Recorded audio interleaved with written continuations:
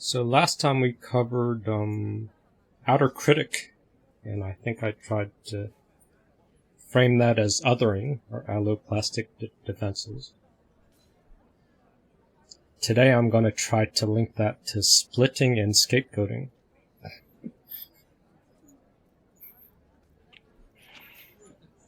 How does splitting work, and how does scapegoating work, and how does that link with triangles and all this other stuff? So we're going to start with a term called paranoid schizoid, and then I'll try to simplify that. Because that's a technical origin of splitting, the paranoid schizoid position from object relations. But it can be simplified into sad versus mad baby, which I'll try to get to in a minute. So this is Pierre's report of his transition out of COVID. And I think he accurately describes the extreme schizoid position. I was severely traumatized, dude.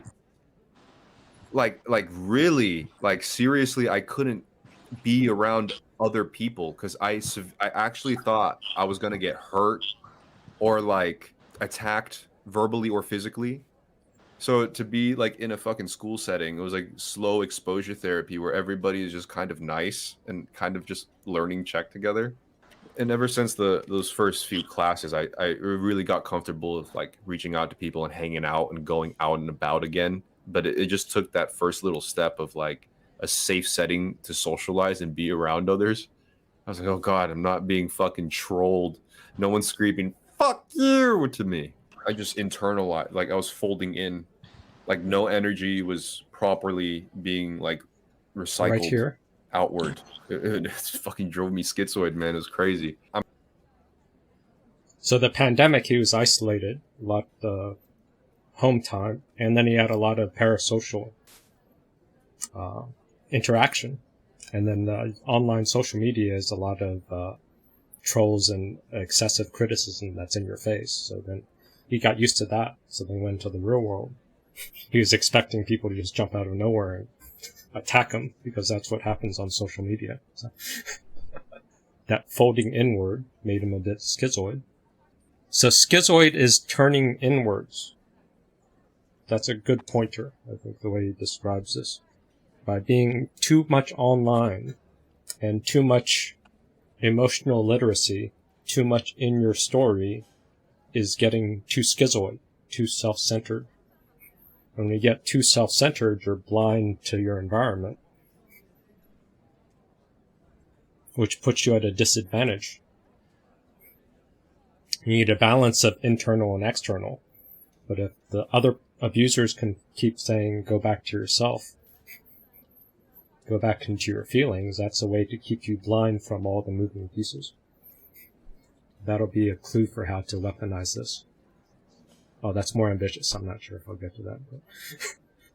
But. No energy was properly being recycled outward. It fucking drove me schizoid, man. It was crazy. I'm finally viewing Prague as pre-pandemic Prague now.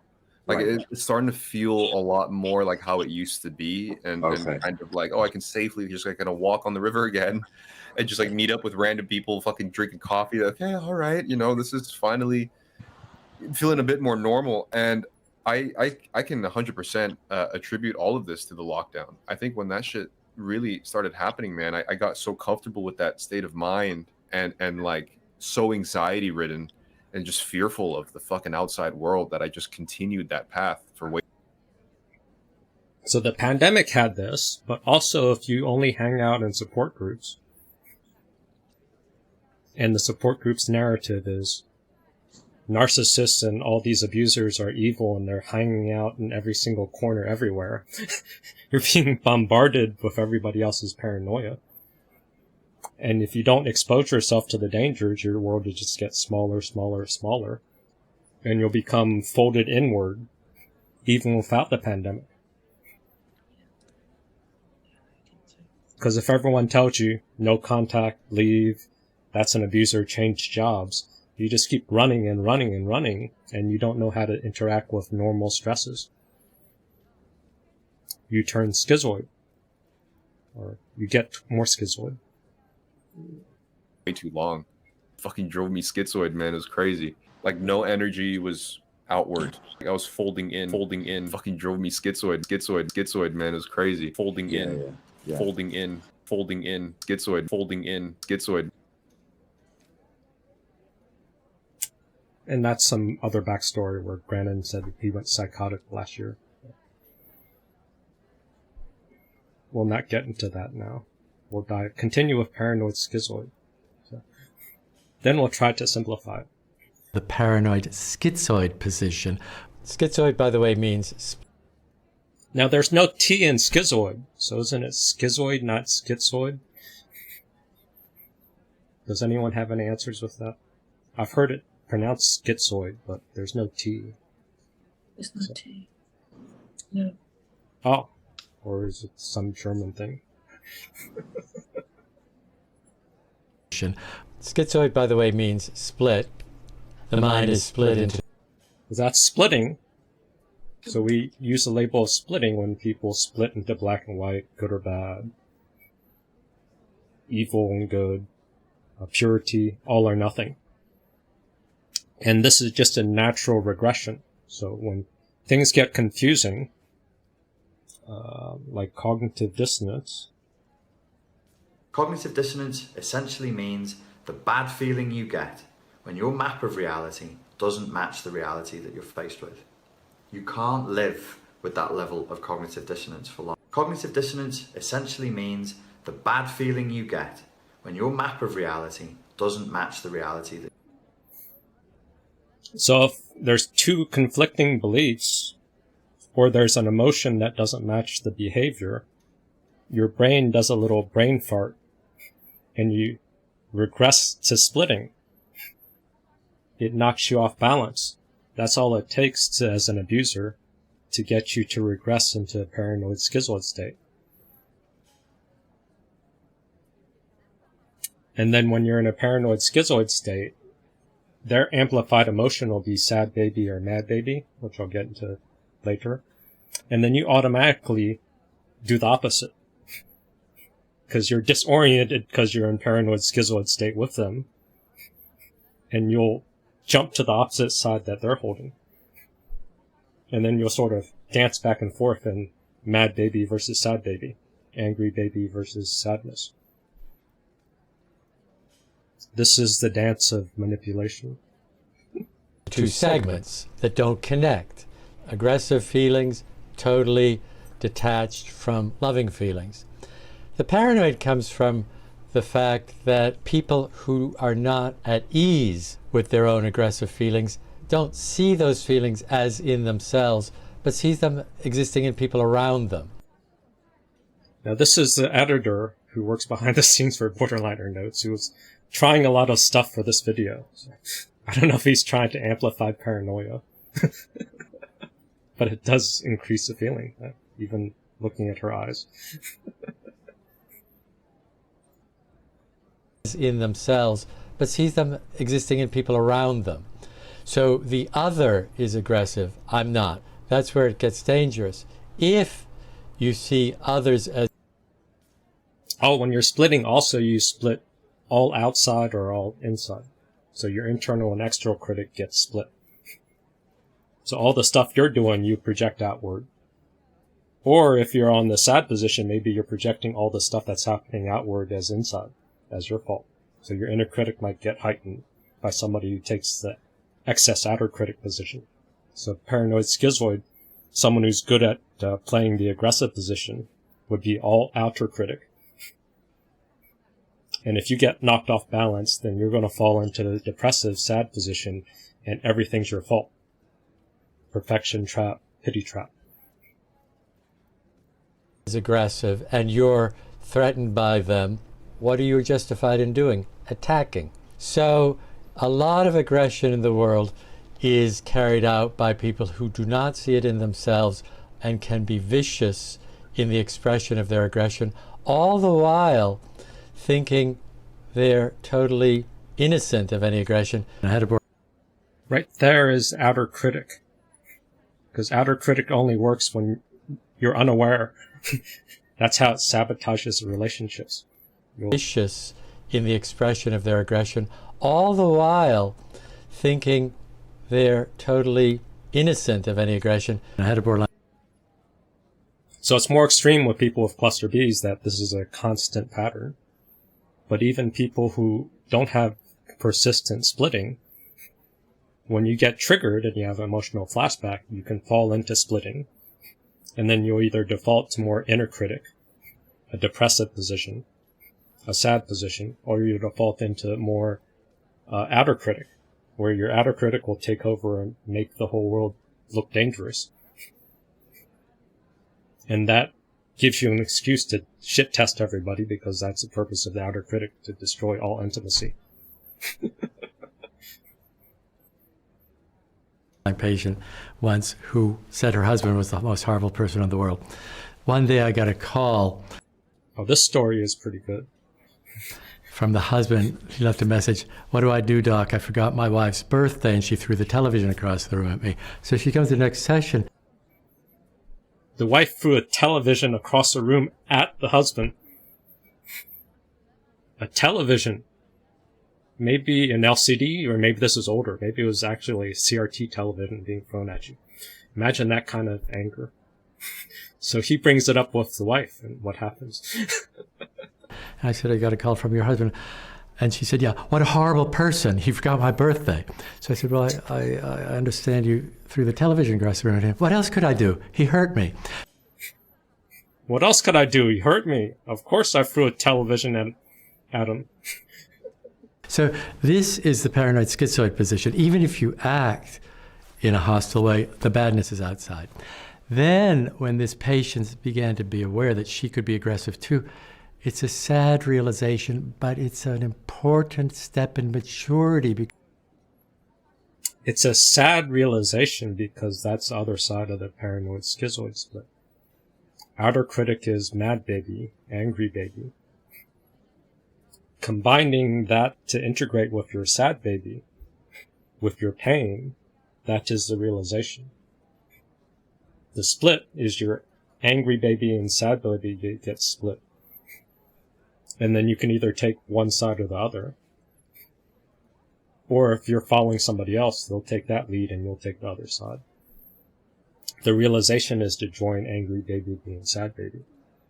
Because that's the reality of who we are and what the world is. Part of the paranoid schizoid position is the belief that you can find somebody in the world who is perfect, who will just give you everything you want, provide for all your needs.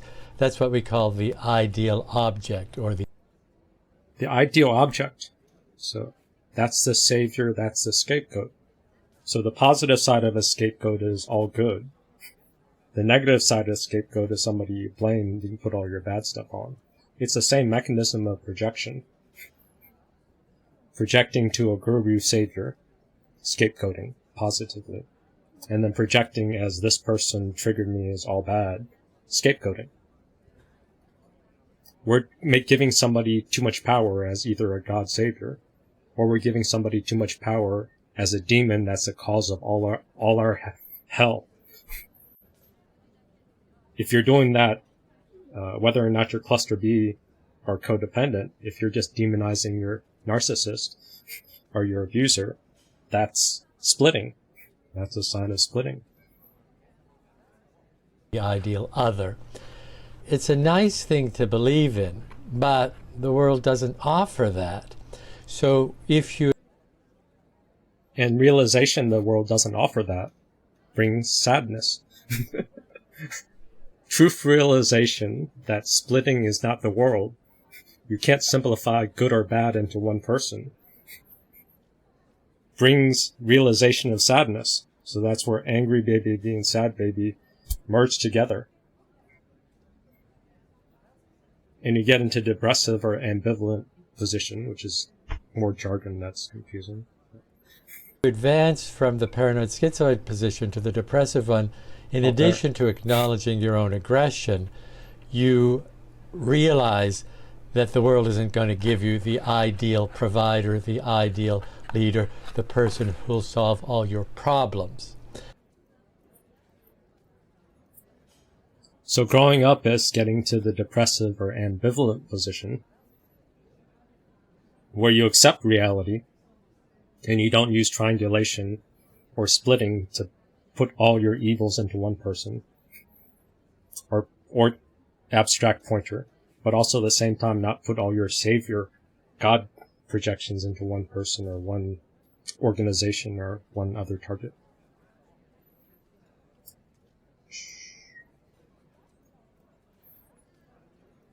So that was a lot. Who followed, who's confused, who understood, because that's all you need to know. I understood. That was really good. Oh, Isani's in and following. Good deal. So then how do we make it actionable? How do we make it real?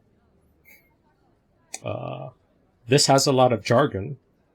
So we could simplify and say that baby tantrums are the same thing. So we've had this pointer. Where is it? This is what toddlers do. They throw tantrums when reality doesn't play out in the way they think it will. This is what toddlers do. They throw tantrums when reality doesn't play out in the way they think it will. This is what toddlers do. They throw tantrums when reality doesn't play out in the way they think it will. So how do tantrums work? Do tantrums have a similar pattern as a paranoid schizoid split? And is that the split between sad and mad baby? Or sad and angry baby? Would you believe that everybody tantrums the same way and not just all people? Monkeys tantrum the same way, apes tantrum the same way, not just people from Western countries, hunter-gatherers tantrum the same way. We have the same vocalizations, the same body motions, everything. We all tantrum the same. We all tantrum the same. Primates and animals and babies and adults. Imagine that.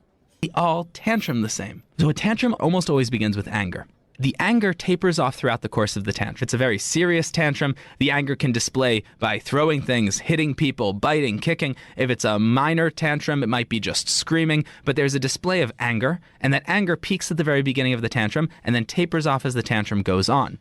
At the same time that anger starts, there's an undercurrent of sadness, distress, just whining, dropping to the floor, sad behaviors. So anger and sadness come together. And some of the sadness is whining. I'm just whining. I'm just whining. I'm just whining for nothing. I'm just whining. I'm just whining. But he led with whining, and then after the whining failed, then he had anger, right?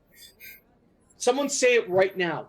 Someone say it right now. Is this supposed to be healing? Is this supposed to be healing? Is this supposed to be healing? I'm just whining. I'm just whining. I'm just whining. So he had both. I'm just whining. I'm just whining. So tantrums have anger and sadness that happens at the same time, but anger is what you see because the sadness is behind the scenes. After the anger is worn out, then with a child or a baby, you would see the sadness. But with an adult, you would triangle because that works better. You would scapegoat and triangle. That'll be part 2. What are these advanced mechanisms to redirect tantrum energy? Remains consistent throughout the tantrum. If you leave a child alone, if a child tantrums and you turn your back and walk away, within about 5-10 minutes on average, this child will go through the process of a tantrum and come to resolution, which will end with sniffling and sadness.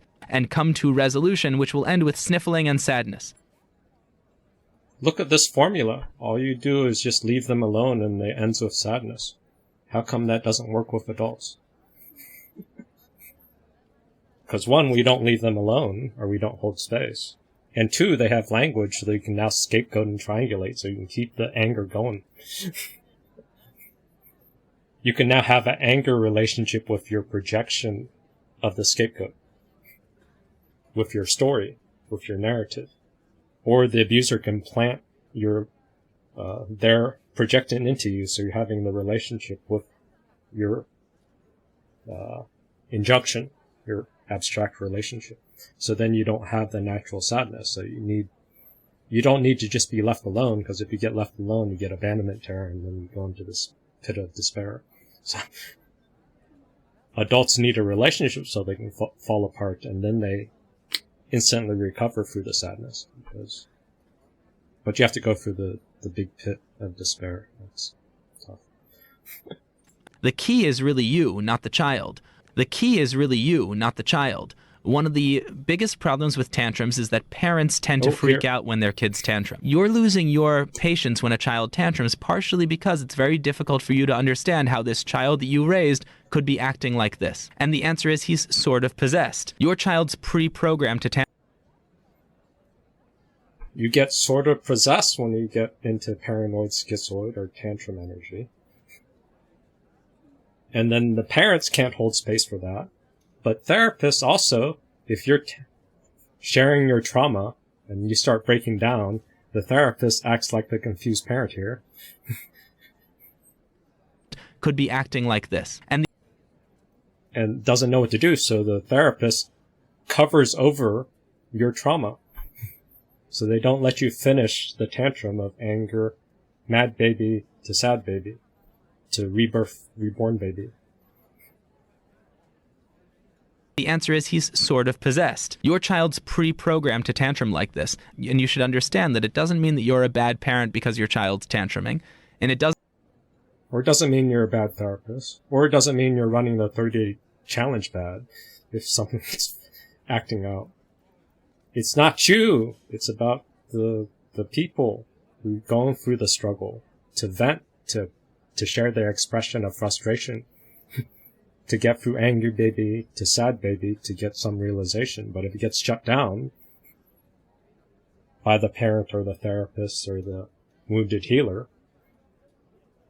they cut off the sad baby. And if they cut off the sad baby, they're basically making you stupid. They're denying your expression, they're making you stupid. You sort of feel a relief because you don't feel the sadness. That'll be the scapegoating part. But the long-term price of scapegoating and cutting off the sad baby at its head is you do repetition compulsion.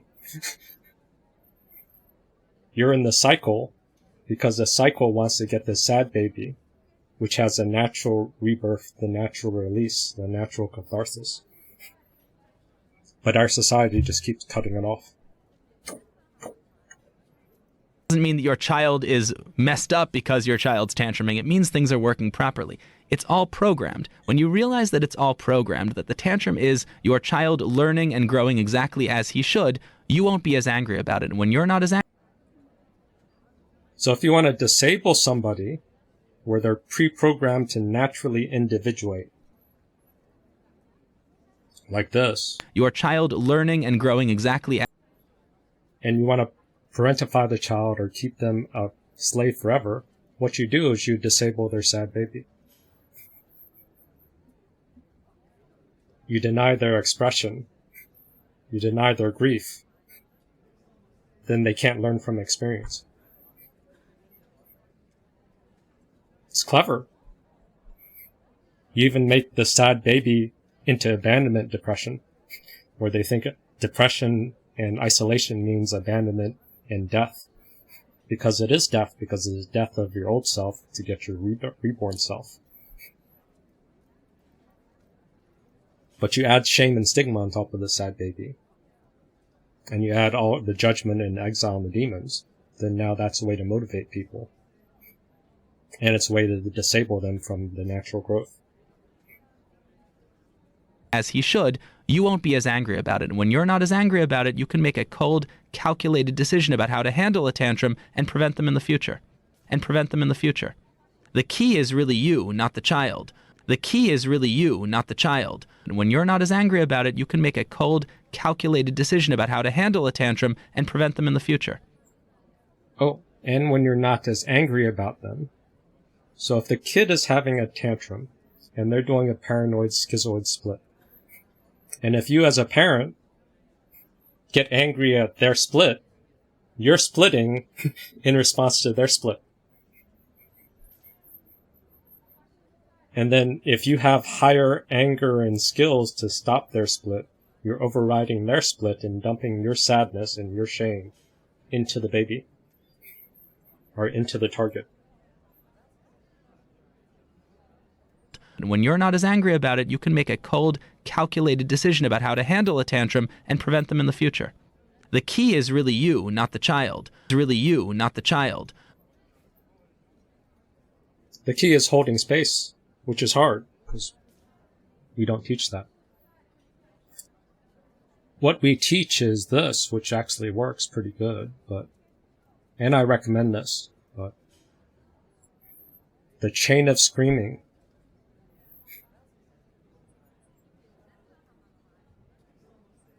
The Taken chain from of screaming. How I Met Your Mother, Barney. So, this is the wisdom.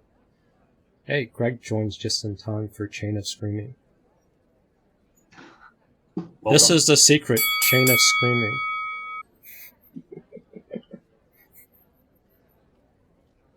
How serious? I'm not sure. Actually, if you can do this, I don't know. Then you have the last person of the chain, you scapegoat them and send them to a foreign country or something. And we're good. You just keep that going. So, chain of screaming is a way of weaponizing paranoid schizoid split. The chain of screaming. Screaming? Yes. The chain of screaming starts at the top. Arthur's boss's boss screams at Arthur's boss. Arthur's boss screams at Arthur. Arthur screams at you. You go home and scream at Lily. Lily screams at one of the kids in her kindergarten class. Then that kid screams at her dad, Arthur's boss's boss. And the whole thing starts all over again, thus completing the circle of screaming. I thought it was a chain of screaming. So this example is too perfect, but it's not always a perfect loop. It'll just go around somewhere. But the anger goes around in a circle or a chain. And then watch Barney illustrate chain of screaming. This is the advanced teaching. So when things get in trouble, you do this. Circle, Ted. I called it a circle. I don't scream at Lily. And I don't scream at my kids, none of whom have parents who work in Marshall's firm. So it's not a circle. So that's 3 or 4 people that are being aggressive and not entertaining his story and saying that's shit. So they're projecting anger at Barney. So now this is 3 or 4 little bits of anger towards him. And the goal is to get him to be sad and accept reality. But what does he do? Because he's awesome, he's going to role model his teaching, his tip. Fine. You want it to be a chain of screaming? It's a chain of screaming. I came up with the circle idea halfway through because I thought it was a more elegant metaphor, but fine, ruin it. You guys always undermine me when I'm trying to make a point, and I'm sick of it. God! I'm surrounded by idiots. Idiots! See? Doesn't everyone feel better now?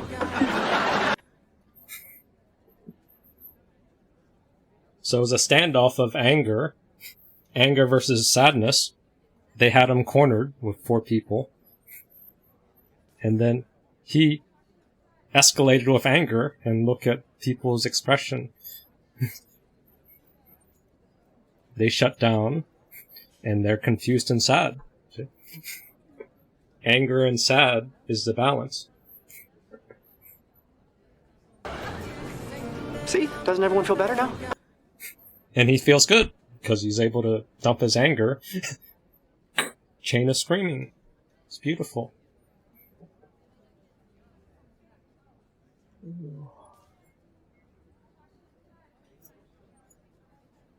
So that's how... Or that's an intro into splitting.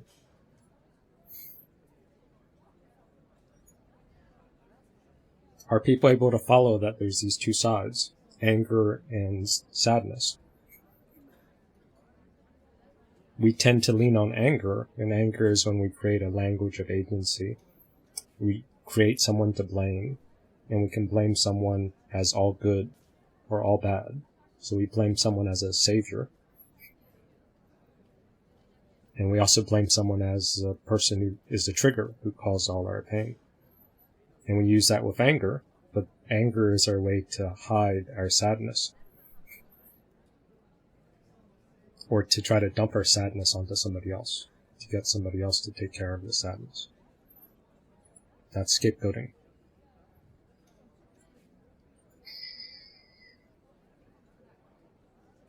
How do I introduce scapegoating? Who wants to tell me what scapegoating is?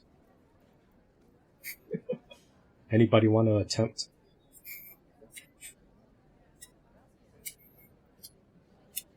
No scapegoats?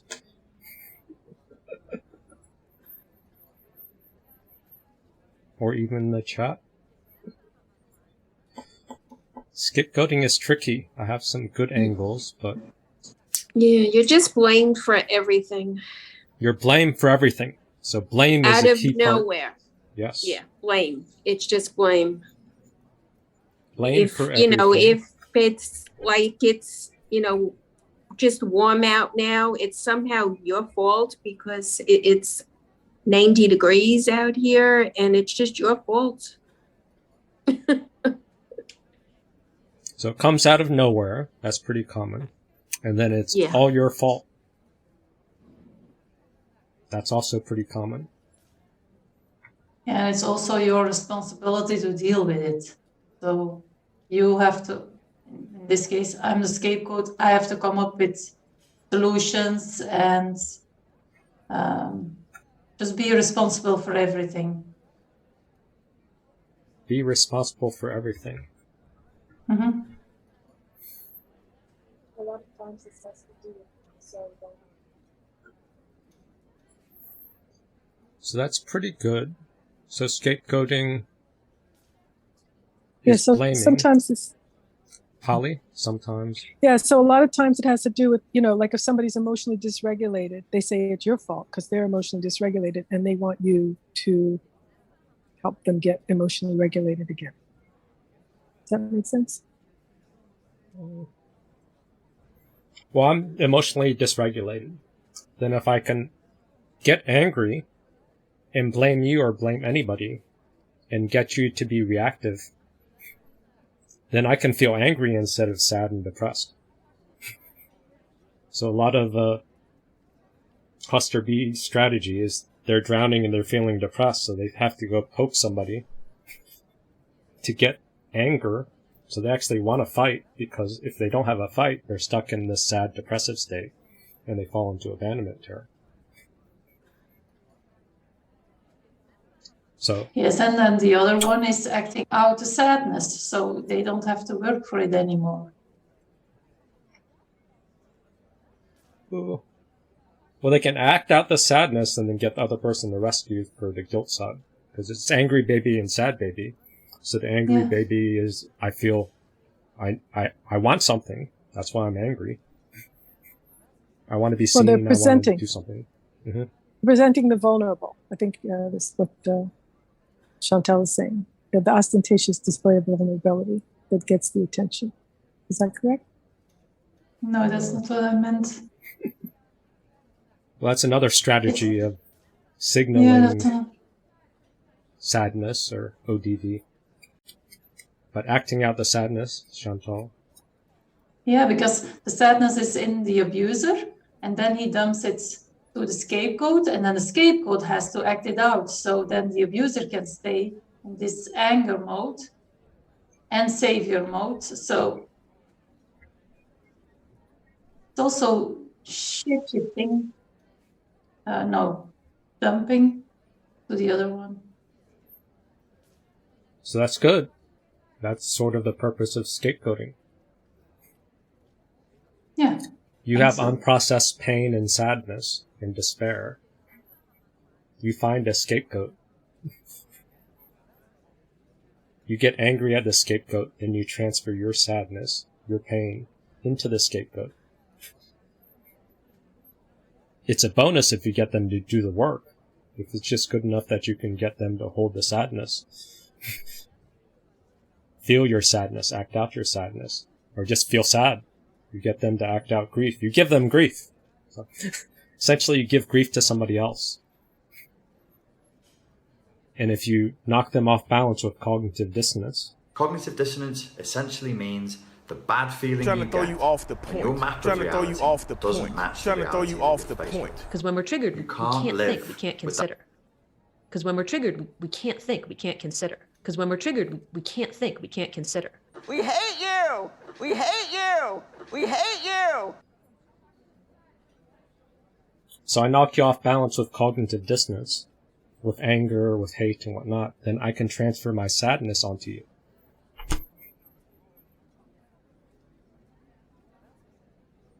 Why else do codependents have such a pity plea weakness?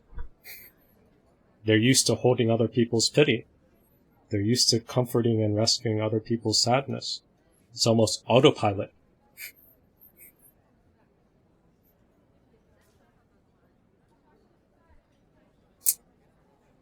That's the scapegoating. So now that you guys answered a lot of those questions, maybe this video will make more sense, which is good setup. You guys did a good job.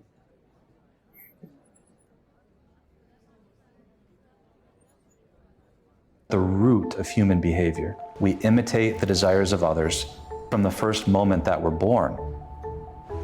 And as groups, it's even more powerful. This gets to the heart of the scapegoat mechanism.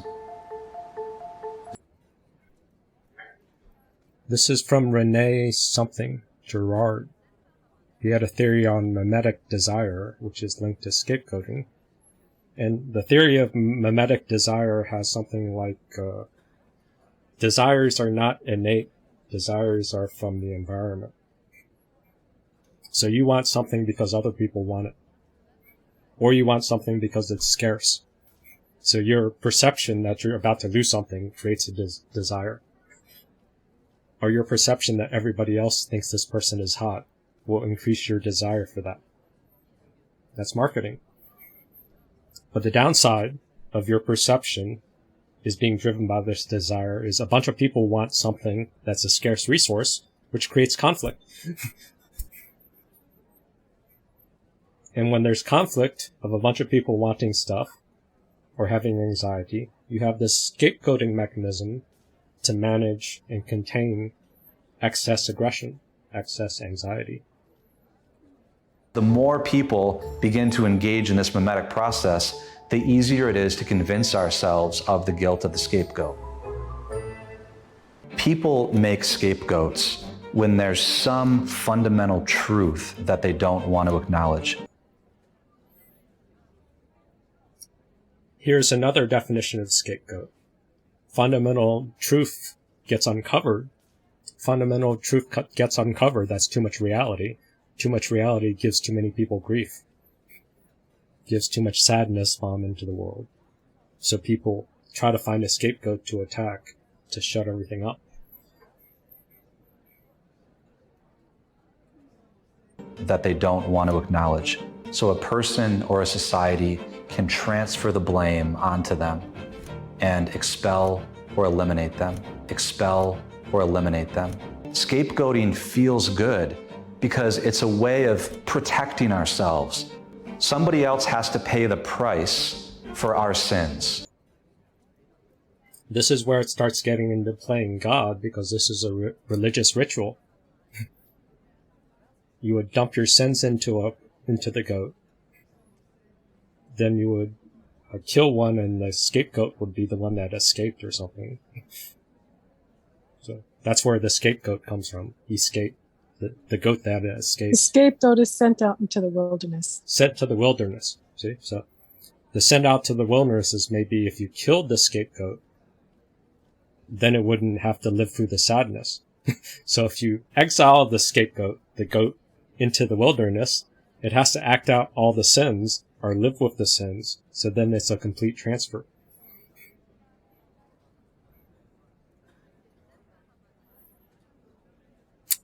And then if codependents are scapegoated, you're receiving the sins of your abusers. You're absorbing the sins, and now you're living that out through repetition and compulsion. And you can't get out of it because you scapegoat your abuser. you demonize your abuser, and then you look for a scapegoat savior to save you, you're doing the same scapegoat process because the pain is too much. You're trying to feel pain of somebody else who scapegoated you and live it out. You can't contain that much because it's not your pain. It's not your sadness. We're playing in religious rituals, sin transfer. We have a natural tendency to transfer blame, expel, or eliminate them. The scapegoat mechanism never happens intentionally. It's always subconscious. So this is your outer critic. Outer critic and scapegoating and othering, all the same sort of pointer. Even triangling. Projection is all sort of the same pointer. It happens subconsciously. And it's a way of managing pain collectively. It's like a shell game, or it's like musical chairs. I have some sadness, let me contain it with triangling, projection, scapegoating. And I'll give it to you for a moment, and then you'll give it to someone else, and we're all just sort of moving around a bunch of unprocessed sadness. Pity. If we thought that we were scapegoating, it wouldn't produce the catharsis. Wouldn't work. All it takes is somebody to stand out a little bit. They broke some taboo. They said something that was threatening to the social order. Scapegoats happen on a micro level. Because scapegoating means you can play God. You're enforcing God. So it gives you a little bit of a high because you're playing like a saint enforcer, tone policer, social justice warrior. Even if you're not dumping your own pain, just the act of this skill of being able to scapegoat and blame means that when you need to use it, you can use it. It's a respected skill in Western culture. All the time. Steve Bartman, the Cubs fan, who was scapegoated for causing the Cubs to lose. So, this was a close game. I don't remember the actual game, but somehow he got in the way of something. So the Cubs lost. He gets scapegoated. But there's probably 1,000 or 10,000 different things happening in that game that lost the game for the Cubs. But that's complicated to understand. So for the public to have someone to blame, he did something that was at a pivotal moment, and everyone else jumped on it, so he gets scapegoated. He has to take on the sins for everything, where maybe he inadvertently did something, or whatever the story was. He ends up being a scapegoat. Scapegoats are made in the news media and in politics practically every day. We make a scapegoat and 24 hours later we need a new one. That's the purpose of news stories. You're the public. You don't want to understand all the crap. You just want to say, who's a bad guy, who's a good guy. Tell me how the war story works out so I can understand it simply. Give me the scapegoats, give me the good guys, bad guys, and that's all I care. So the news intentionally creates scapegoats, and now we have social media, which is trying to amplify scapegoats.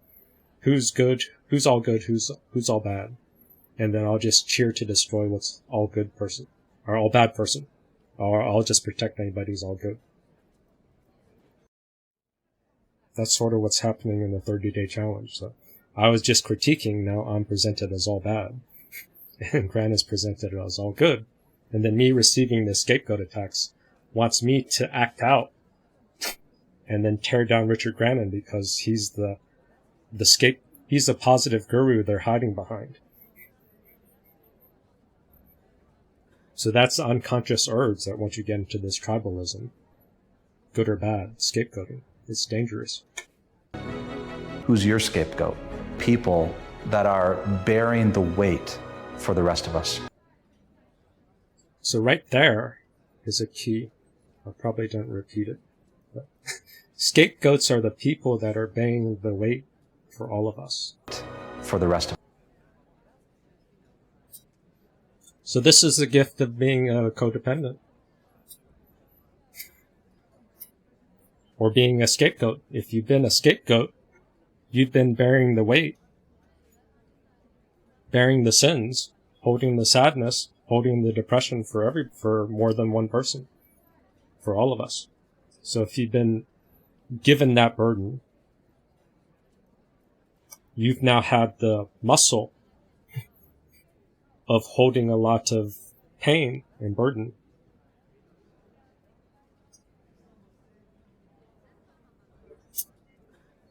It's just, how do you get that muscle into a skill or a superpower? That might be the missing element.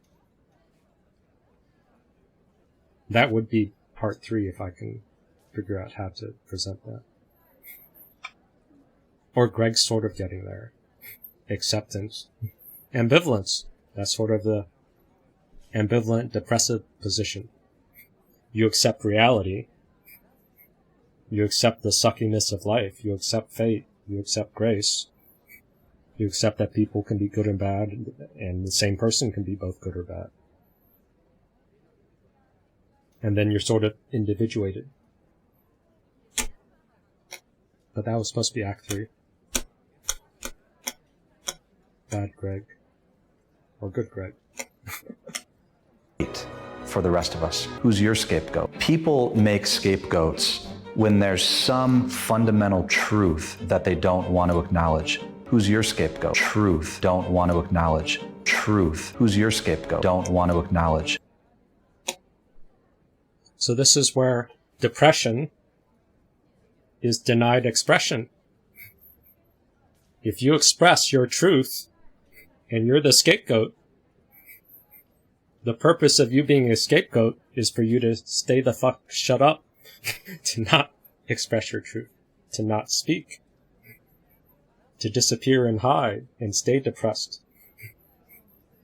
But if you continue to deny your expression, your soul feels like it's murdered. You're getting soul murdered by lack of expression, denied expression.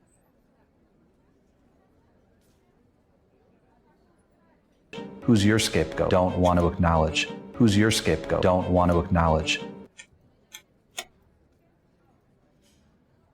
So scapegoating is a way to dump sadness and pain into somebody else and to not acknowledge their humanity. And it works in a positive light. If you scapegoat someone positively as a guru, as an all-good person, you do not acknowledge their humanity. You do not acknowledge their imperfection. You do not acknowledge their limitation if you project all good onto somebody. Just like if you project all bad onto somebody, you don't acknowledge their differences and their goodness. Scapegoating is a way to simplify somebody else, play God, to say, you're the cause of everything. Good, bad, anything. You help me make sense of the world.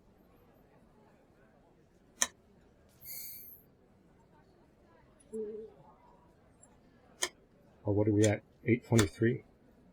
Oh, because we started earlier. There's still time.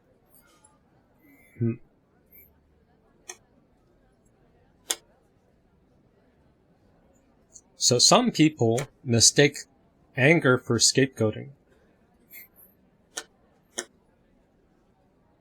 This is an example, trying not to scapegoat Brene Brown, but it happened to work out as a perfect example.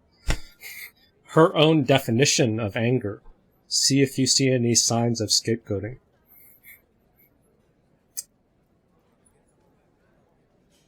If you look across the research, you learn that anger is an emotion that we feel when something gets in the way of a desired outcome, or when we believe there's a violation of the way things should be.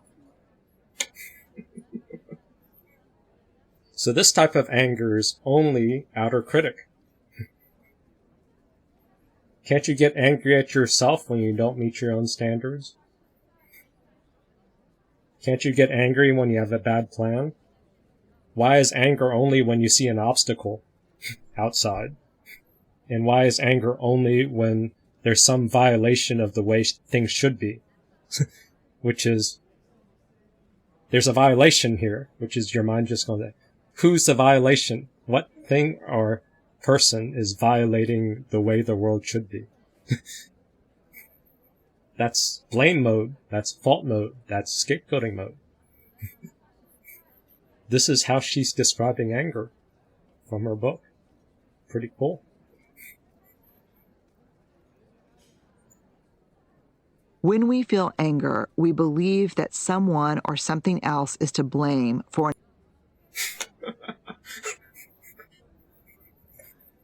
Instantly, her definition when she feels anger, someone to blame.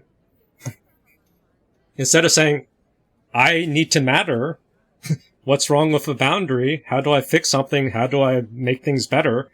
Who the hell do I point my finger is when she feels anger. And it's not just when she feels anger. She says when we feel anger. So she's projecting her personal opinion onto the research and onto everyone else because that's her way of hiding her norms. Blame for an unfair or unjust situation.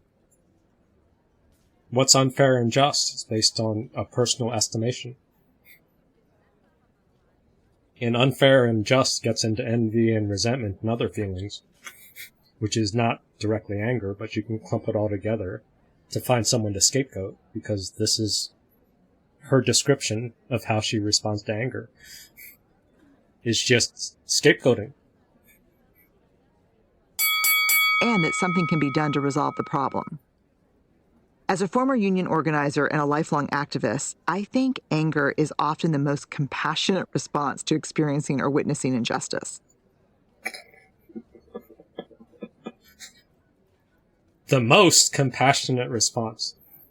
Scapegoating is somehow the most compassionate response, to dump your pain onto other people. What the fuck does it have to do with being a union person or whatever she crapped on about? That's a social justice warrior. You're allowed to fight for a cause. You're playing God because you're saying the world isn't perfect enough. So I get an excuse to enforce my anger and dump it onto other people and use it as love. Yeah. It's a way to reframe my anger, my resentment and scapegoating, and call it love and social justice work and all this other stuff. Or activism. It can be a powerful catalyst for change that does not need to be explained or justified. Why doesn't anger and viciousness need to be explained or justified?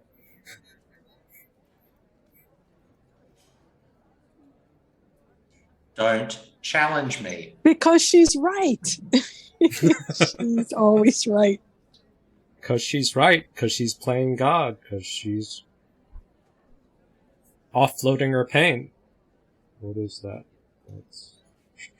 So much easier to offload pain than to feel pain. Offload pain than to feel pain. So if you become a social justice warrior, you're allowed to offload your pain, scapegoat your pain onto others, so you don't have to deal with your sadness. You don't have to face reality.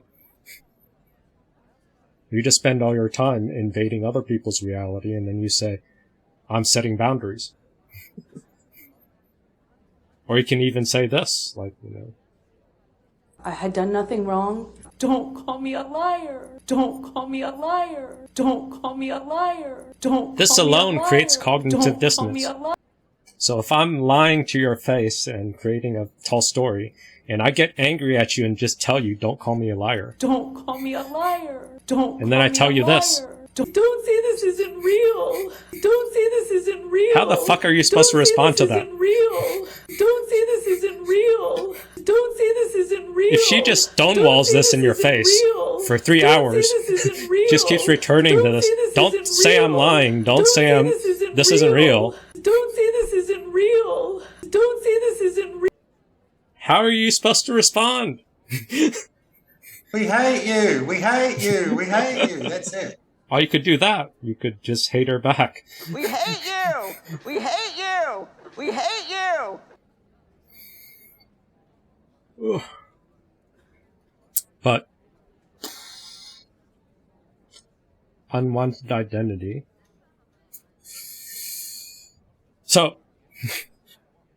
She's defining that anger is a catalyst for change, therefore it does not need to be explained or justified.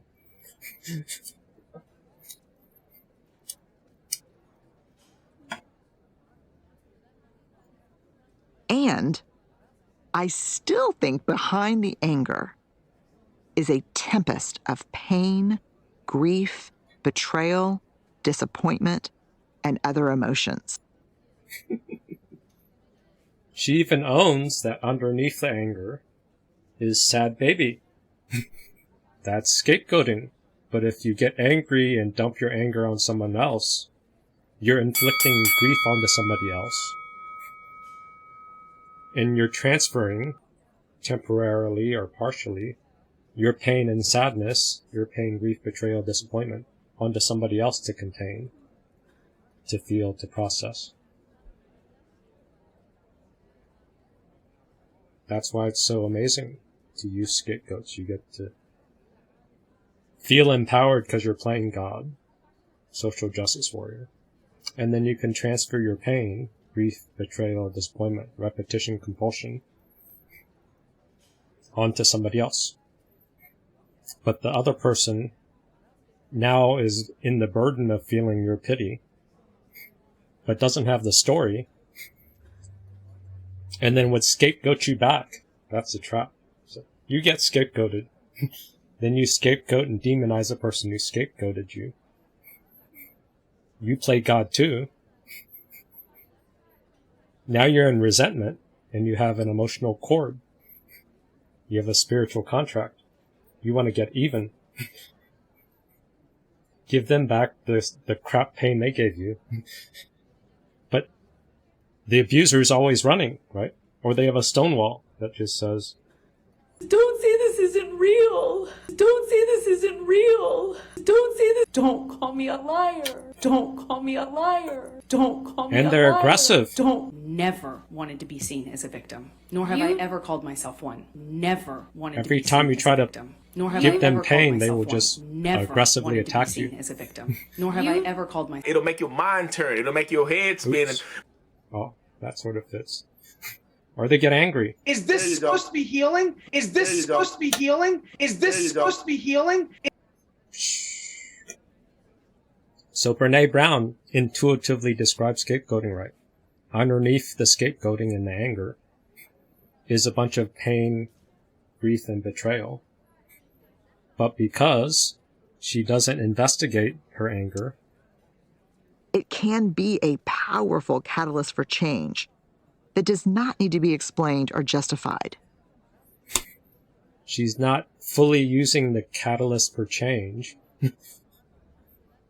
to work out the pain and the sadness and hold space for the depressive position so that you get the real catharsis. By covering it up, by not explaining it, not justifying it, she's scapegoating. She's just transferring one pain to someone else because that's her method. She owned it. So much easier to offload pain than to feel pain. Offload pain than to feel pain. Ooh. That's just... They're basically having an emotional reaction and blaming you. They're basically having an emotional reaction and blaming you. They're basically having an emotional reaction and blaming you. And it works.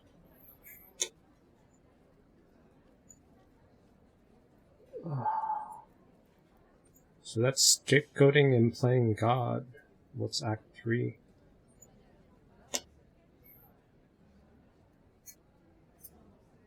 This is hard.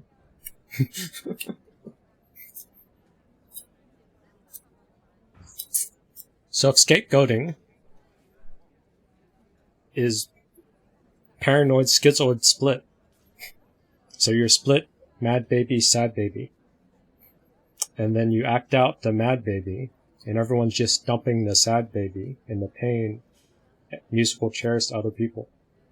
Chain of screaming is just transferring grief into somebody else.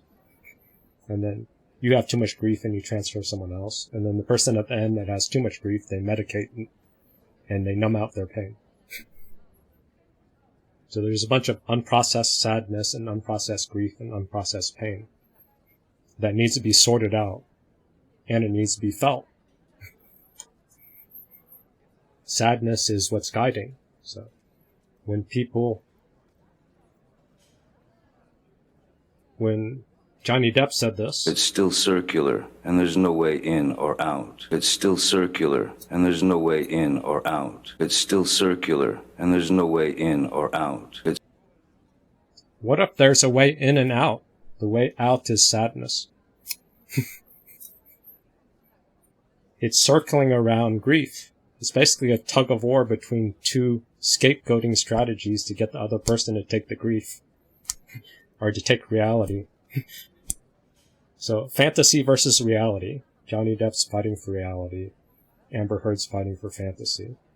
Those are just two mediums of getting angry to try to say who's right. But the issue is sadness. She's got too much sadness that she wants to dump into him from her fantasy into his reality.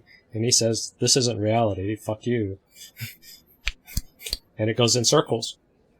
Who's going to take the sadness? Who's going to take the pity? Who's going to take the pain? What if we just dump sadness on them instead?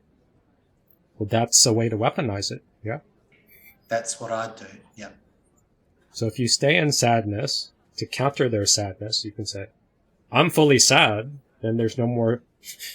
They can't be out-sad you, so you meet sadness with sadness, so you neutralize it some. So that's an indirect... I think that would make them angry. I think you'd get an angry reaction. They would get angrier to try to cause you grief.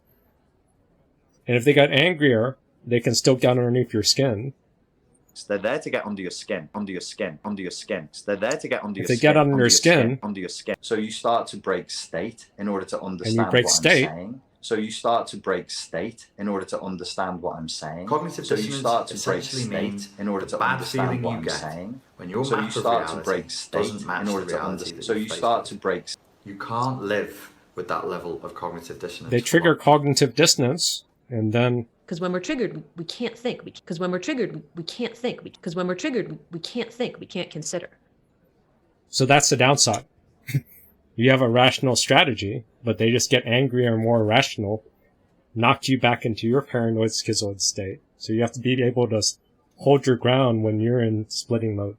That's the tricky thing. Or you do what Greg did to get into the ambivalent state and be individuated. And that's sort of Bowen Theory's model. So here, we're going to throw in a triangle. Triangulation. Bowen believed that when two people experience relational tension, they tend to pull in a third party to dissipate that tension. So the third party is a scapegoat. But the third party doesn't have to be a party. It can be a projection. It can be a story of a person. It can just be a TV or anything to sort of dissipate the tension between A and B. We bring in a triangle, a third party. Or a situation in the future, or a situation in the past. That's a triangle. Scapegoat. Smaller scapegoat. Here are some examples of triangles. A conflictual married couple focuses on a child to avoid their marital conflict. Two people meet for the first time, and to alleviate their nervousness, they talk about the weather or about sports. A wife complains to her therapist about her husband. During a marital conflict, a child misbehaves to distract the parents from their fighting. So there's constantly using third parties to ease anxiety within Bowen Theory's triangle model, but the third party is also just a scapegoat. Instead of the two people containing the anger and the sadness and dealing with the reality of the grief, we use a third party to distract and dissipate the stress of being in a cognitive dissonance, paranoid, schizoid state. But if you take these pointers as more rules, then that weakens your ability to hold the state of being triggered. Because when we're triggered, we can't think. We can't consider. Because when we're triggered, we can't think. We can't consider. That's what most people think. But to be individuated, you have to be able to get to be used to be triggered or deal with your triggers so you can stay individuated and not fall into triangling, not fall into scapegoating. Growing up. A married couple has lost faith in their ability to communicate, so they watch a lot of TV. In this example, the TV is a triangulated third party. That's what people did with Netflix and chill. That's what they're doing with social media. We're pacifying ourselves with shopping and social media to ease anxiety within us and our life, us and our job, us and our spouse. We triangulate with the third party, TV, entertainment, drugs, whatever. That's the scapegoat. And when the neutral scapegoat doesn't work, we want a live person to blame because that's a better scapegoat. It can hold more sadness.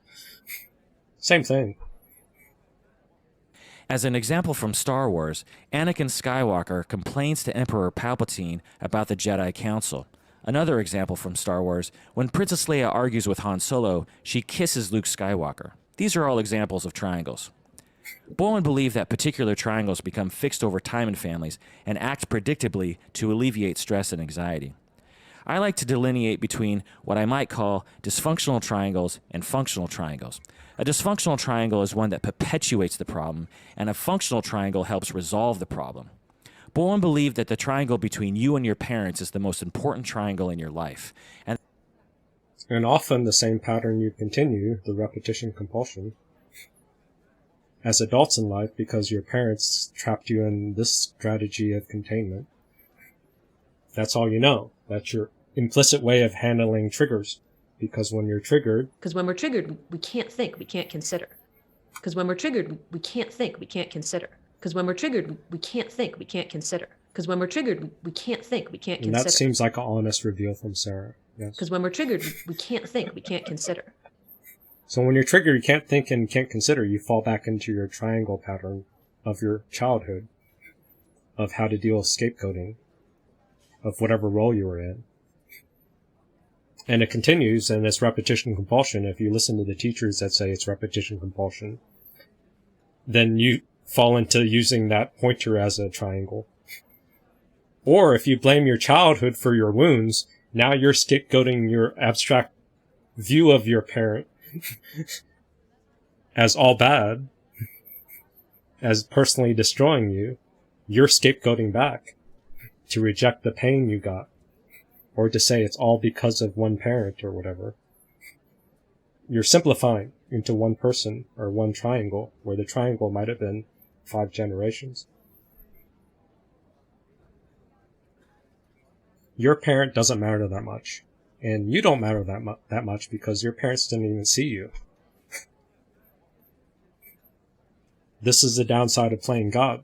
So, the upside of playing God, scapegoating, is you get to move the characters around to say, this is all good person, this is all bad person. But then you simplify the story where you're all blame, or you're all blameless, and you gotta find someone else to blame, and that's not what the truth. The truth is, we're all human. It's a bunch of crazy triangles. So in Bowen theory, how do you have a healthy triangle? I think that's common. That this triangle determines the interactional patterns for your future relationships. You can detriangulate from a dysfunctional triangle by being as differentiated as possible when engaged with the triangle, by being as calm and cool as possible, by not taking sides, by not becoming emotionally reactive. Or you can make it a functional triangle by helping the dyad to resolve their problem. This is all you have to do. Doesn't it sound so easy? Why the fuck would you help solve the problem? Isn't that the problem? Well, you have to do it from a differentiated stance of not taking sides and just sort of holding space objectively. Then you can help them sort out the problem by providing a bit more containment. How about letting them sort it out themselves? Or recognize there's no problem. If you stay in a non-reactive state and you're differentiated, you can sort of help clear the fog out so that they see no one's going to die. So it's not directly solving the problem. If you were to jump into the solving the problem, you get into the triangle, yes. But if you can be differentiated and hold the space and call out the stuff. This was Bowen's model. It took him like 7 years of writing letters to all his family to create a situation to get them to actually confront it, to break some triangles. So it's not like some instant detriangle mechanism. For Murray Bowen to do it, he had to actively build relationships with all the partners of the triangles and slowly force truth out. Because scapegoating is a way to avoid truth. Triangles is a way to keep the stories going so that the reality doesn't destroy everyone's dreams, doesn't flood people with grief, doesn't destroy the American dream. That's the American dream is Hollywood. We're living in a marketing economy, Western society. That's the end of this short video. If you that's end. What are we at? 15 minutes. Case studies, or what? So this is the key. You are incredibly a sad human being. You are incredibly a sad human being. This is actually a compliment. We think it's an insult. You are incredibly a sad human being. You are incredibly a sad human being. You are incredibly a sad human being. Look, 2 Kurtz. You are incredibly a sad.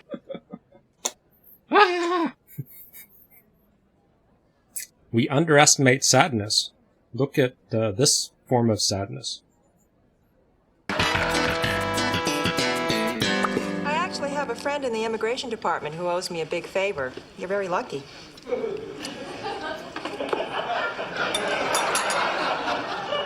That's wonderful news. Thank you. You're a very serious person, aren't you? Well, so many people in the world, deprived and unhappy. Doesn't seem like it would be fair to be cheerful. Who's leading the conversation? When you're grave and sad and you're in despair, you're guiding. It's circling. We circle around sadness. We circle around pity. That's the looping. If you can hold more sadness or process your sadness, then you get out of the circular loops.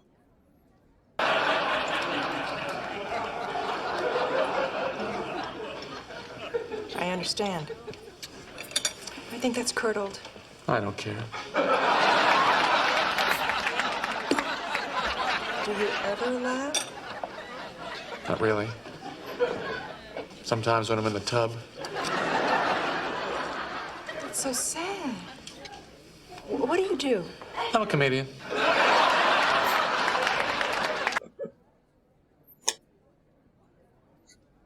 Sadness is key. So I don't know if this is linked, but People can sense your sadness. Like, withhold information from people, because if you are if you are vulnerable, you are more open. Your emotions are more open. People can sense it. People can sense your sadness. Like, your friends be out there dancing, trying to take you out to have fun. Like, she just broke. Your friends will set you up too. She just got dumped by her boyfriend. Dance with her. Oh, you're single, huh? I don't have to ask you that question. I do it. Your friend said you were. My friend thinks you're cute. Come dance with her and talk to her. Oh, does she? So I already know you. I already know you're physically attracted to me, and now I know you're single and you're emotionally available. So there you are at a double weakness. Your friends have set you up for a double weakness. Now I got you. Now what you gonna do? Tell me I'm ugly? No, your friend said you thought I was cute. Oh, now you set up. Slow it down. You can't go too slow with the right person, because the person is supposed to be there forever for you, right? That person's supposed to be there. This is your forever person, correct? Then you can't go too slow with this person. so abusers will center sadness, and your sadness means you're receptive to love bombing. Because love bombing is scapegoating. It's positive scapegoating. How is love bombing positive scapegoating? Here's an example. Music.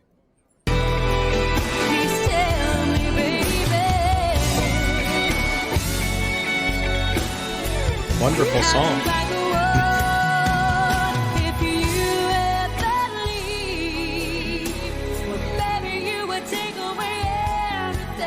Everything.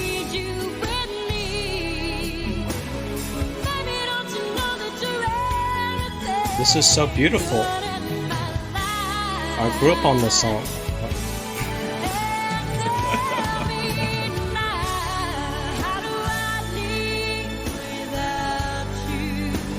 I want to know.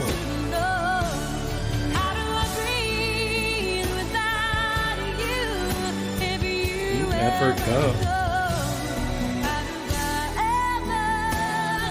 Ever survive. Cut it off right there. There's a real formula that all of these ballads are all the same.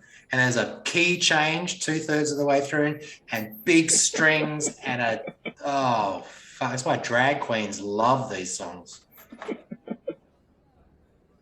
So this is positive scapegoating, but it's a little manipulative. This is negative scapegoating, which seems positive, but it's still projecting. When you scapegoat positive and negative, you're disowning your sadness and depression. You're giving up your power. Because you want someone else to manage your sadness. That's sort of the key. So if you develop the muscle to hold space for your sadness and other people's sadness, you can grow. You can learn and grow from sadness. So, another song. I lose my way, and it's not too long before you point it out. I cannot cry because I know that's weakness in your eyes. Her crying was disabled. The parent forced her to stay in child mode by denying her sadness.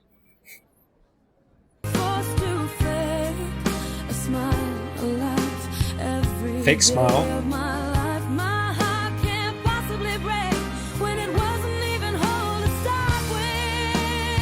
That's soul murder.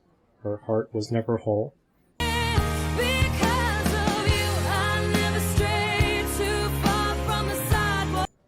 That is the scapegoating. The chorus, because of you, is blaming, giving up all her power, which is half true. It is true. But she can change that. I could say, in spite of you. So because of you, I suck here, here, here. Then you can say, in spite of you, I will take this pain and make it work.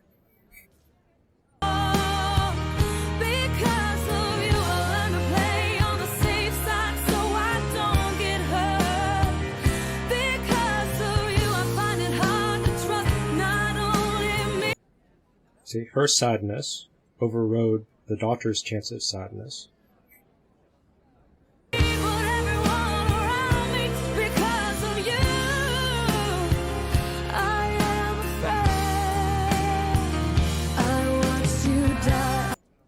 There's the anger, beats out the sadness.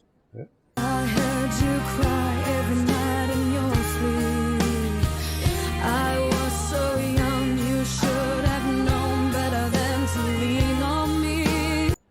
There, she's shaming her parent that was parentifying her, leaning on her.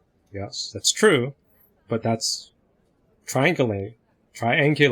She's attacking the past. Containing the emotion, scapegoating, but she's avoiding the pain. That's the catch. You never thought of anyone else, you just saw your pain. Look, she's helping her dad move out.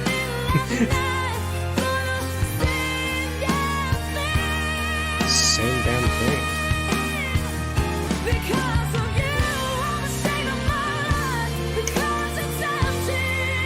Life is empty.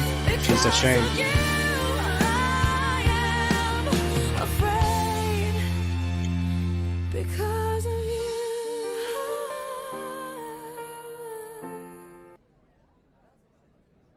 That would be the repetition compulsion that she stopped. Stop the anger. You didn't get to the sadness to finish the cycle. So this is the negative side of blaming. And then Leanne Rimes was more of a positive side of blaming. And then this is the resentment trap of blaming. I don't like your little games. Don't like your tilted stage. The role you made me play of the fool. No, I don't like you. The role you made me play. That's a common abuser story, right? How does Taylor respond? I don't trust nobody and nobody trusts me. After critic, intimacy sabotage. I will never trust anybody and no one will trust me because my survival is all that matters, or resentment and vengeance is all that matters.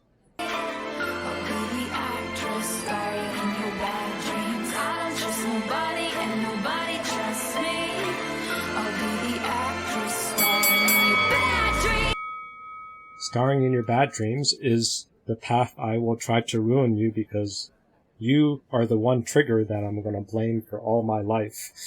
And I am on a mission to just destroy you. Because it's unfair. Might be unfair. But they're a stupid actor that's just scapegoating you.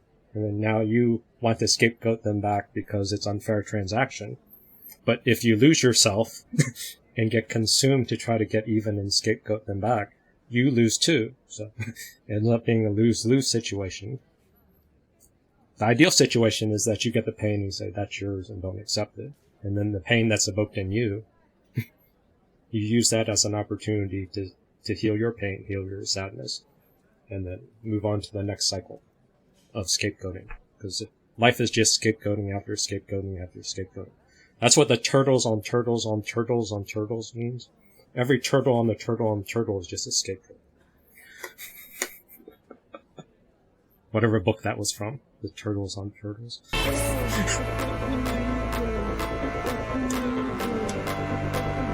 sorry, the old Taylor can't come to the phone right now. Why? Oh, 'cause she's dead. Right there. If you fall into the path of resentment, then you're going into self-destruction where you're just in the mode to scapegoat back. And you just die. Into this role of a snake, which is a good metaphor. A snake eating itself. That's pretty.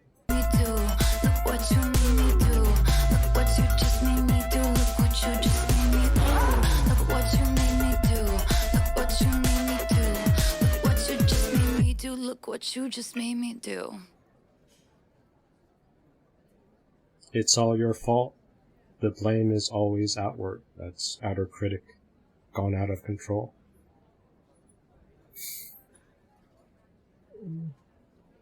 So a few more short clips to finish it.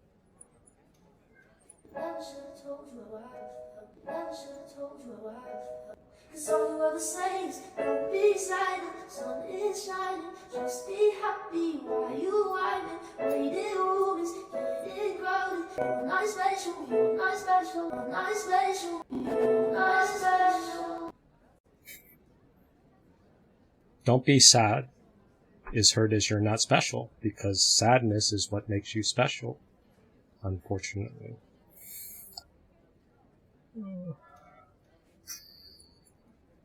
Sometimes I just wanna be lonely. Don't need you to hold me. If I'm low, you don't need to care. Let me be sad. What's the matter with that? What's the matter with that? What's the matter with bad days? It's okay, let me feel it. In some ways you gotta break your heart to heal it. I know I'm gonna feel this way again. I can lie and say I'm fine, but that wouldn't change anything. I've got chips on my shoulder, only getting older. So I keep to myself. Ain't trying to complain, just don't wanna explain it. But sometimes I don't wanna be happy. Don't hold it against me. If I'm down, just leave me there, let me be sad. Because sometimes it's hard to defend your sadness when you're sad. So having a song express it for you is useful. Oh. So that doesn't really give you enough to actualize. So. Getting good at holding sadness is sort of the skill of holding space, which is fuzzy. I didn't check this video fully, but maybe it covers some of it. Hopefully it's not too weird. I wish more of the American public understood war the way that warriors understand war, because we would be much more frugal as a nation in our use of young women and men who are dying right now still. I think the great struggle for families and friends of veterans is how to gain access to what their loved one went through. Civilians don't even understand that they have permission to ask the question. To me, it's very important to tell your story, to tell my story, and other veterans to tell their stories, because they just want to be heard. We just want to be heard. Nightmare. Your story and your grief just wants to be heard. But our society denies that expression. And this example is we're denying the soldiers that are fighting for the country's survival. We're not letting them tell their stories. Be heard. Nightmares. Not having anyone be able to understand what we went through. It's a wonderful thing when someone can give you their details. Because when we're able to give our details and the person that we're telling it to receives, there's a sense of no judgment. Hey, you're safe here. You're more than welcome to put it all out there, because we want to know genuinely. And when we're able to do that, we start to feel safe. We start to forgive ourselves. So it's this, the feeling of actually sharing your story, and people don't try to suffocate you, don't tell you you're safe. It's the container and the ability that creates a feeling of safety. Shortcutting the goal of trying to force the safety is just the person who's doing it doesn't want to do something wrong. It's the holding space for the witnessing. For the men and women who fight war, it is a deeply personal experience that leaves them changed for the rest of their lives. So when you engage in stories about war, along with some great sadness and ugliness, you are seeing some of the most noble and admirable human traits on full display. The act of sharing and listening to war stories can be a profound and potent way to incorporate warriors back into civilian life. It's what tribal societies have done since the beginning of time. It's what Homer did in ancient Greece. It's what every single healthy society has always done when its warriors have returned home. I call it turning your ghosts into ancestors. The ghosts are what run our lives because of these things that we've done. But you can't let them haunt you, because you'll never outrun them. What you did in war will always be a part of your past, part of what defines you. But when you tell your story without fear and others listen without judgment, we all become whole.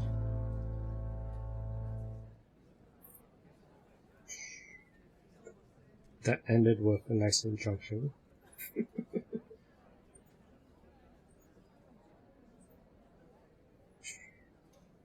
So Act 3 was a hard sell, but we'll try to cover that more in the future.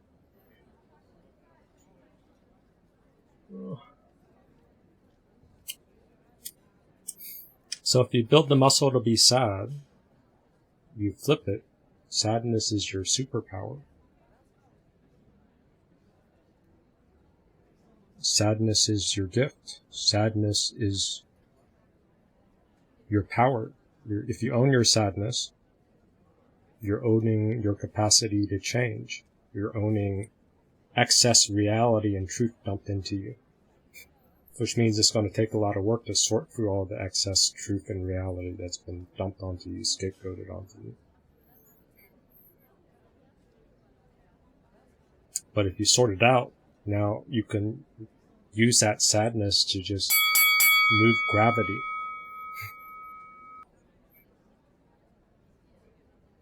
Sadness is weight. Sadness connects to your soul. Sadness would allow you to just own space or create space out of nothingness or something.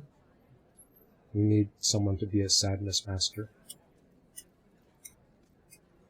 Or in a sense, maybe a Nia consort doing that, because he had that despair bomb. Oh, we lost you. Still there? Sorry, we lost you for a second, Dave. Oh. You created too much space, I think. Too much space. A Nia Khan to be a role model. Amber Heard gave him a sadness bomb that created that despair period. Then he's climbed out from that despair period. And then he'll be one expression of somebody who owned that sad baby to get reborn, to show one expression of someone who's done it.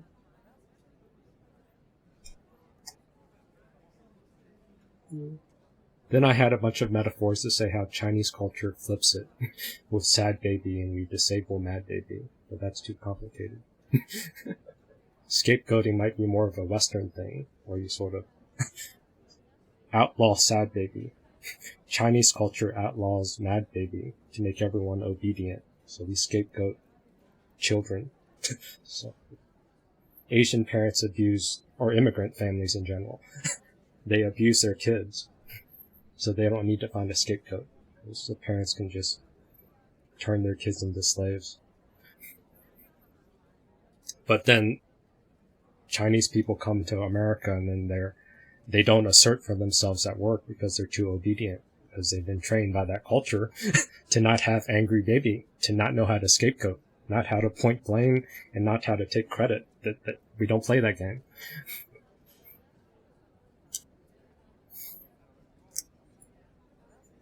But that was a side topic. So, okay, since I started, we'll end with this weird ending. What if an Asian parent adopted a Karen?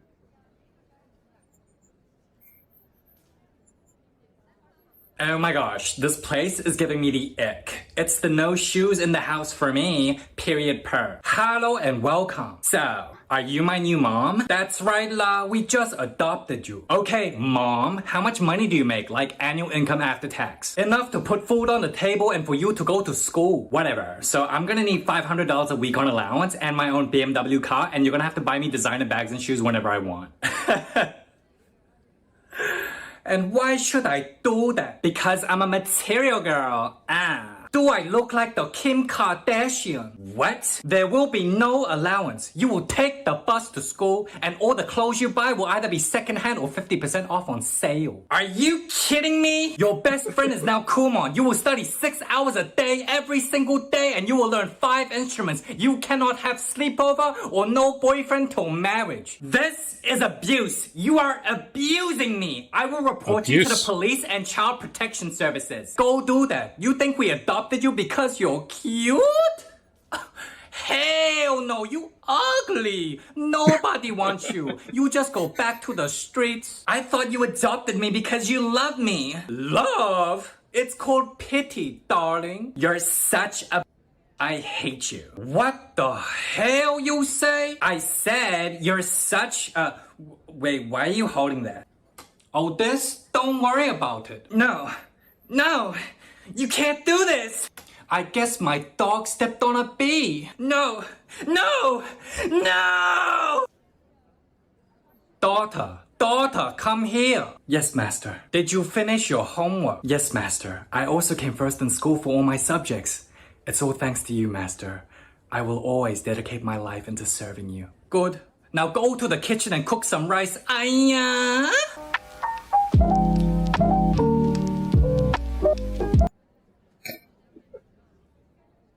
So follow Pankaj's path. Go threaten physical harm or actually do it. Yeah. That's all, folks.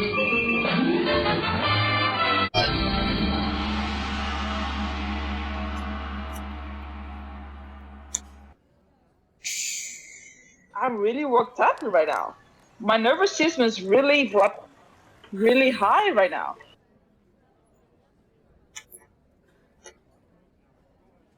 Okay. Formal session over. I think the first half was okay. Selling sadness is a hard pitch. But the thing is, we scapegoat when we scapegoat saviors. When you scapegoat me as some magical figure, when you scapegoat whoever your savior as whatever, then you want to scapegoat back the abuser. You get lost in the scapegoat game, and what's missing is sad baby. And if someone's scapegoating, they're scapegoating because they have too much sad baby. So that's where you demonize the person attacking you.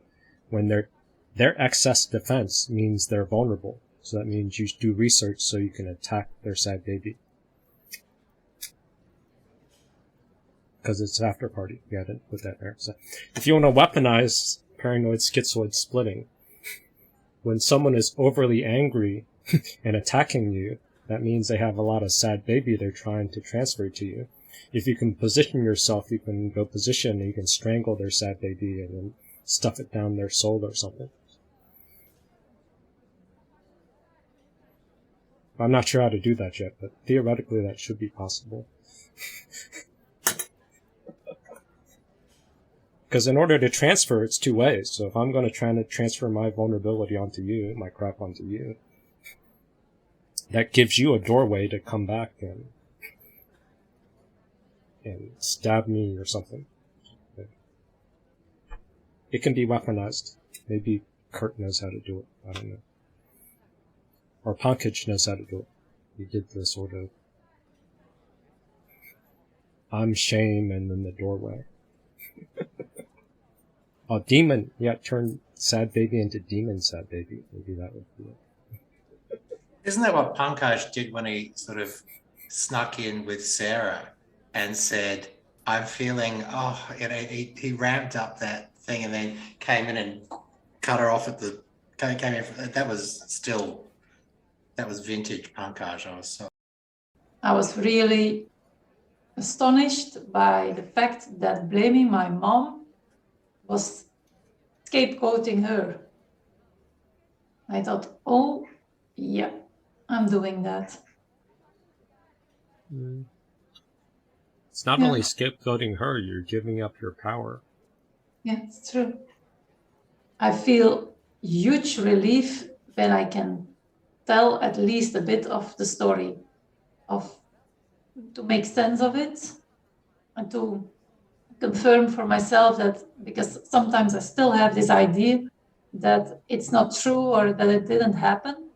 So I also need to hear myself saying it, feeling it, because I silence myself for as long as I can remember. So I think it's double. It's telling and recognizing it and acknowledging it, and then I don't need to blame her. Huh? But I do at this moment. I'm fucking angry. I'm pissed off with her. Yeah. It's part of the journey, but ultimately there's greater forces at play. So in the old days, you just put it in God's hand or blame God or blame fate. But choosing one person is playing God yourself by putting all the calls at one person. But then you're also putting the calls at them to fix it. Or your resentment, very easy to fall into that. So they become your god because they had all the power. So yes, that's where you give up your power. You want them to see you or acknowledge it, or you want them to acknowledge it, but then you get sad when you realize they don't even see you. Or you've been dealing with a ghost, your projection, your fantasy falls apart, and that's very sad. Yeah, very painful.